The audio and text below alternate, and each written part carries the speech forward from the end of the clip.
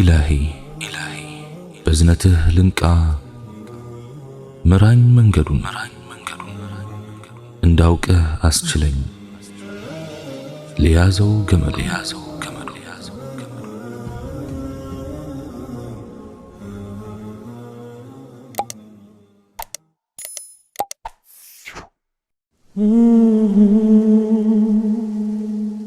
بسم الله. اللهم لك الحمد كما ينبغي لجلال وجهك وعظيم سلطانك، والصلاة والسلام على رسول الله وعلى آله وصحبه ومواله.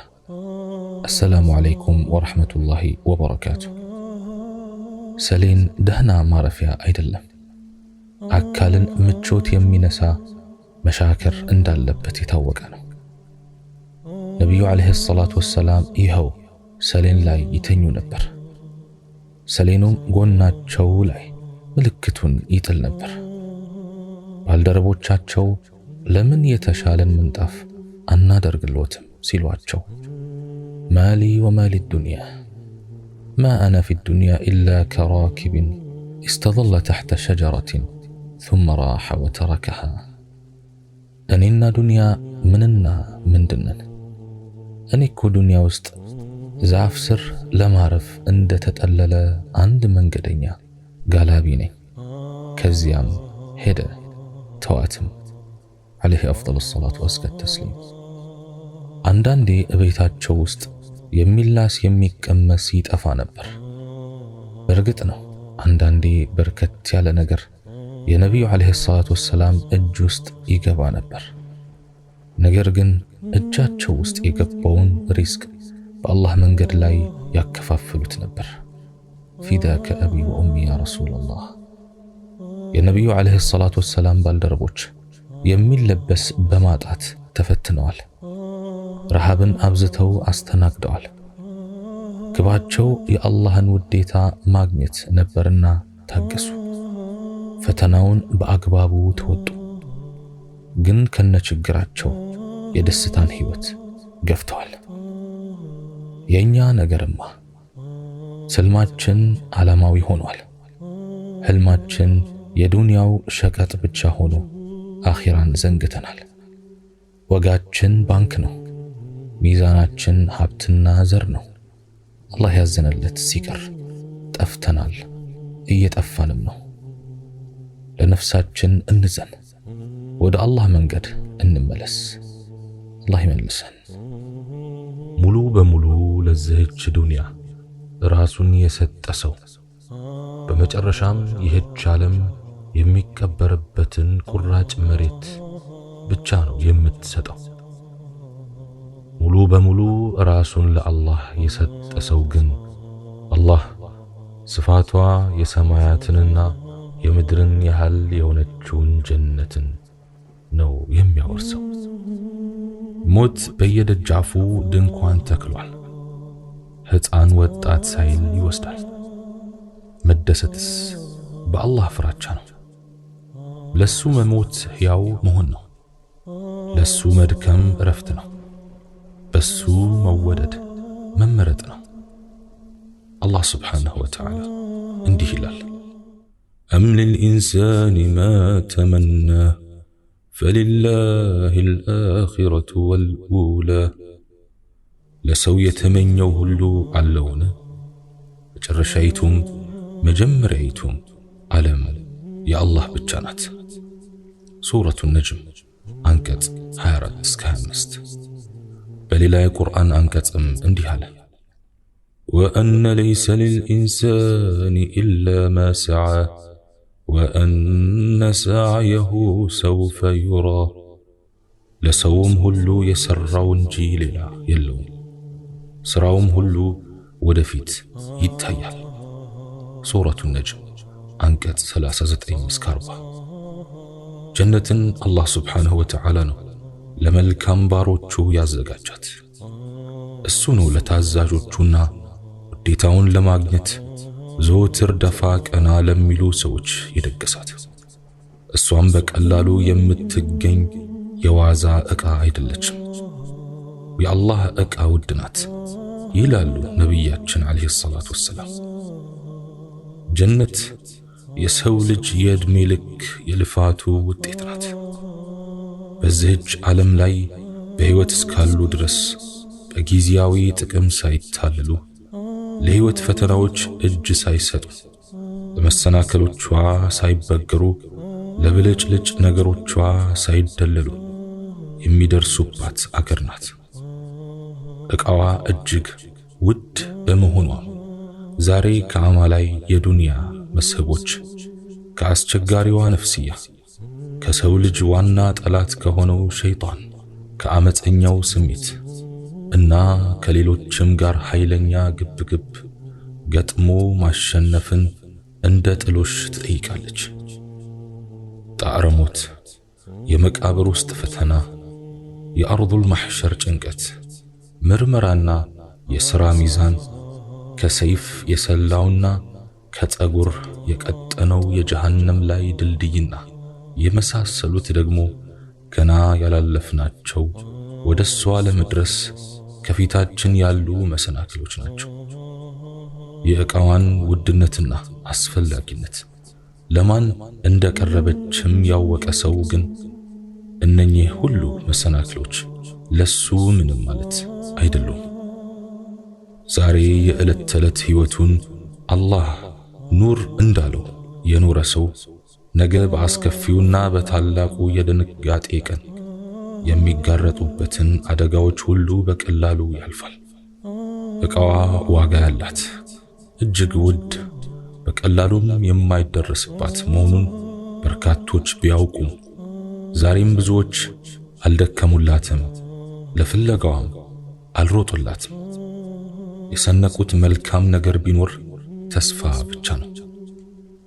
ከሥራ ጋር አለመሆኑ ከፋ እንጂ ተስፋ ማድረግማ ማለፊያ ነበር። ብልህ ብሎ ማለት ነፍሱን የመረመረና ከሞት በኋላ ላለው ሕይወቱ የሰራ ነው። ደካማ ብሎ ማለት ደግሞ ደመነፍሳዊ ስሜቱን የተከተለና በአላህ ላይ አጓጉል ምኞትን የተመኘ ነው ብለዋል ነቢያችን አለይሂ ሰላቱ ወሰላም። ጀነት ያለ ሥራ በምኞት ብቻ እንደው አልቻልኩም፣ እኛ ደካሞች ነን፣ አላህ ረሕመቱ ሰፊ ነው፣ አቦ አታስጨንቁና ዱዓ አድርጉልኝ እያሉ ለለውጥ ሳይዘጋጁ ራስን እያታለሉና ስሜትን እየተከተሉ የሚያገኟት አገር አይደለችም። በሌላ በኩል ደግሞ እየሰሩም ቢሆን የአላህን ረሕመት ሳያስቡ በራስ ሥራ ብቻ በመተማመንና በጉልበት ከአላህ ስብሓንሁ ወተዓላ በኃይል የሚቀሟትም አይደለችም። በሙስሊም ቤት ሕይወት ማለት በአንድ ጎኗ የአላህን ቅጣት እየፈሩ በሌላው ረሕመቱን እየከጀሉ የሚኖሩባት ሚዛናዊ ዓለም ናት። ጀነትም ያለ መኩራራትና መመጻደቅ በሥራ እየበረቱ የአላህ እዝነቱንም እያሰቡ ማረፊያ ሊያረጓት የሚያልሟት የሚመኟት አገር ናት። እስቲ ለአንድ አፍታ ራሳችንን እንጠይቅ። ጀነትን ያህል ትልቅ አገር በአላህ ስብሓንሁ ወተዓላ ቃል ተገብቶልን ምነው እኛ ለፍለጋዋ ሞራል አጣን? ለጀነት ሳንደክም ሳንሰራላት ምነዋ እንቅልፍ ያዘን? ጀነትን ለማግኘትና ራሳችንን ከተሻለ ቦታ ለማድረስ ምን ያህል ለፍተናል? ለዚህ ዲንስ ምን አስተዋጽኦ አበርክተናል? ኢስላምና ሙስሊሙንስ በምን ደግፈናል? የጀነት መንገዱ እንዲሁ ቁጭ ብለው በወረቀት ላይ በሚነድፉት ታክቲክ ይደረስበት ይሆን? አይደለም። ነገሩ ወዲህ ነው። ቁጭ ብለው እንደሚያስቡት ሳይሆን ሀገሩ ሩቅ ነው። ጀነትን የለፋላት ሰው ነው የሚያገኛት። ሳይደክምና ሳይሰላች የተጓዘ ነው የሚደርስባት። ዱንያ ያላለቀሰችበት አኺራ የምትስቅለት አይሆንም። ዛሬን እንቅልፍ ካላጡ ነገ ረጅም እንቅልፍ አይታሰብም። አላህ ስብሓንሁ ወተዓላ እንዲህ ይላል፣ أم حسبتم أن تدخلوا الجنة ولما يأتكم مثل الذين خلوا من قبلكم مستهم البأساء والضراء وزلزلوا حتى يقول الرسول والذين آمنوا معه متى نصر الله ألا إن نصر الله قريب أونتو ينزع كبفتاتجه يعلفت مؤمنا مكرا بيتي سايمت أباتجو جنة لتقبو تاسبالاجون ملأكتين يونا النزع كرسو غار يامنوت يا الله ارداتا مچينو اسكميلو درس مكرانا قدات نكاچاچو تربدبدو نكو يا الله ارداتا بركت قربنو تبالو سورة البقرة أنكت 214 تاديا يهچن الله سبحانه وتعالى لمرت باروچو يازغاجاتن مرت اگر لمورس اني انت انچم من يحل دكمن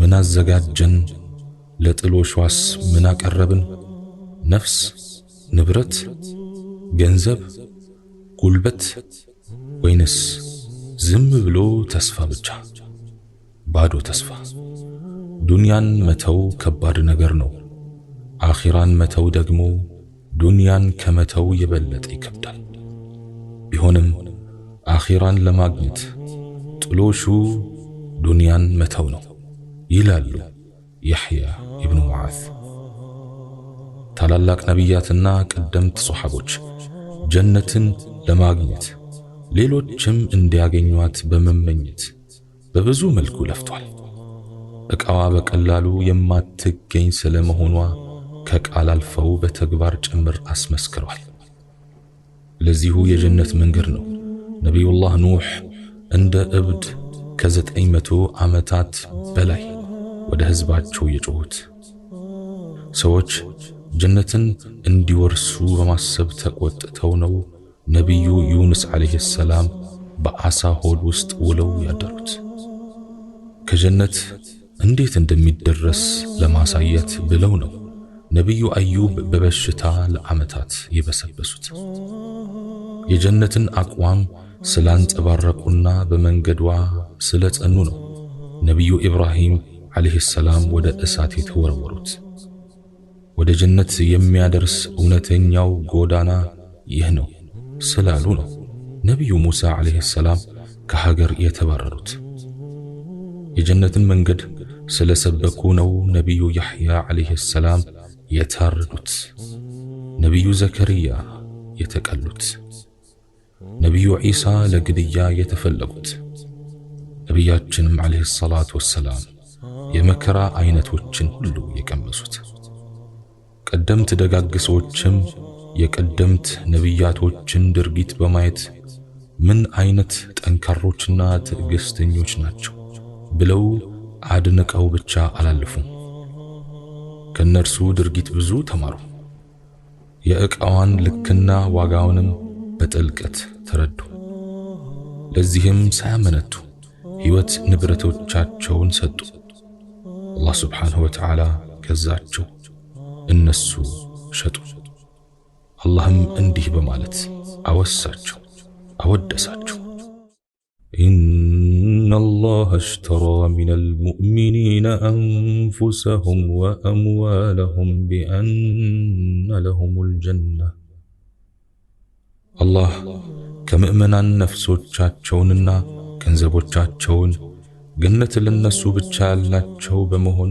ገዛቸው ሱረቱ ተውባ አንቀጽ 111 ይህ ሃይማኖት መንገድ ሁሉ አልጋ ባልጋ ሆኖ አይደለም ከዚህ የደረሰው በጉዞ ላይ እጅግ ብዙ ወጣ ወረዶችን መሰናክሎችንና አስቸጋሪ ጋሬጣዎችን አልፏል የነዚያ ውድና ድንቅ የሆኑ ምርጥ የአላህ ባሮች ክቡር ደም ፈሱበታል ሰዎቹ ስንፍናና መዘናጋት የተጠናወታቸው አልነበሩም የተነገራቸውን የአላህ ቃል በአይናቸው እንዳዩት አድርገው አመኑ የጀነት ስሟ ሲጠራ ሊያገኟት ፈጠኑ። እሷን ባሰቡ ጊዜ በእሷ መንገድ የሚያገኛቸውን ስቃይ መከራና ህመም ሁሉ ረሱ። ሐበሻዊው ቢላል በብርቱ ቅጣት ላይ አሐዱን አሐድ አለ። አዛውንቱ ያሲር በግፍ ተገደለ። የዓማር እናት ሱመያ በአቡ ጀህል ተወግታ ሞተች። ኹበይብ በቁሙ በሕይወት ያለ ስጋው ተተለተለ። ሐምዛ በበድኑ ሳይቀር ተመሰለ። የጀነት ምንነት የገባው ሐንዘላ ሙሽርነቴ በጀነት ይሁን ብሎ ሚስቱን ጥሎ ወደ ጂሃድ ሜዳ ኮበለለ። ሶሐባው ከኡሑድ ጀርባ ጀነት እየሸተተኝ ነው አለና ከአፉ ያለውን ቴምር ጣለ። በጀነት የሚሰጠውን ምትክ አሰበና አቡበከር ሙሉ ንብረቴን ለአላህ ሰጥቻለሁ አለ። ሙስዓብ ተርፎት ሳለ በደህንነት ሞተ። በጀነት መንገድ ላይ ዑመር በይሁዲ ተገደለ። ዓሊና ዑስማን በአመፀኞችና መናፍቃን ሰይፍ ተሰየፉ። ዕቃዋ ጀነት ለሽያጭና ለውድድር ያቀረባትም የሚወዱት ፈጣሪያቸው አላህ ሱብሓነሁ ወተዓላ መሆኑን የተረዱት ቀደምቱ ሶሐቦች ለግዢዋ ለምንም ነገር ከሚሽቀዳደሙት በላይ ተሽቀዳደሙ። በሷም ምክንያት ምድራዊውን ሕይወት ችላ አሉ። የሚወዷትንና እትብታቸው የተቀበረባትን ቀየው ጥለው ተሰደዱ። ምድር ላይም እቤት ሀብት ንብረት ሳይኖራቸው እንደ እንግዳ ኖሩ። ለዚህ ዲን ክብርና የበላይነት ለአላህ ሱብሓነሁ ወተዓላ ቃል ከፍ ማለት ሲሉ ችግር የተባለን ሁሉ አዩ። የመከራ አይነቶችንም ቀመሱ። ክብር የነበራቸው ለአላህ ሲሉ ተዋረዱ። ባለጸጋ ወዳጅ ዘመድ የተከበረ ቤተሰብ የነበራቸው ሁሉ ለአላህ ሲሉ ተቆራረጡ። በደረጃቸው ከፍ ያሉት ከደረጃቸው ወርደው ሰሩ። ሀብት ንብረት የነበራቸው ሳይሳሱ በአላህ መንገድ አውጥተው በተኑ። ከረሃብ የተነሳ በሆዳቸው 2-3 ድንጋዮችን አሰሩ። እንዲያም ሆኖ በቃ ደከመን፣ ጌታችንን ተገዝተናል፣ ለዲኑም የሚፈለግብንን ሁሉ አድርገናል ብለው አላረፉ። ቀኑን በፀሐይ ሐሩር ጾሙ። ሌቱን በዒባዳ እግራቸው እስኪሰነጣጠቅ ቆሙ። ከአላህ ፍራቻም የተነሳ አይኖቻቸው በእንባ ራሱ። ገና በወጣትነት ለጋ ዕድሜያቸው ከአላህ ፍራቻ የተነሳ ሸበቱ። ሰዎቹ የዋዛ ስላልነበሩና ለጀነትም የሚገባትን ዋጋ አላቀረብንም ብለው ስለፈሩ ለፀሐይ ንዳድ ሳይበገሩ የባህር ማዕበልንም ሳይፈሩ የእስልምናን ብርሃን ለዓለም ለማዳረስ በዓለም ማዕዘናት ተበተኑ። የዲን ዕውቀት ፍለጋም ባከኑ። ኢስላም በተጠቃበት ቦታ ላይ ሁሉ እኛ አለንለት ብለው ሮጠው ደረሱ። ሰዎቹ ሰዎች ናቸውና መች እንደኛ ተደላድለው ቁጭ አሉ። እየሄዱ ተወለዱ፣ እየሄዱ ኖሩ፣ እየሄዱ ሞቱ። በባህር በደሴት በየብስ ላይም ተቀበሩ። በጥቂቱ ስለነሱ ይህን ካልን እስቲ ደግሞ ወደ ራሳችን እንመለስ። ሁኔታችንን እንገምግም። እኛስ ብለን እንጠይቅ። አላህ የጀነት ይበለን። አሰላሙ አለይኩም ወራህመቱላሂ ተዓላ ወበረካቱሁ።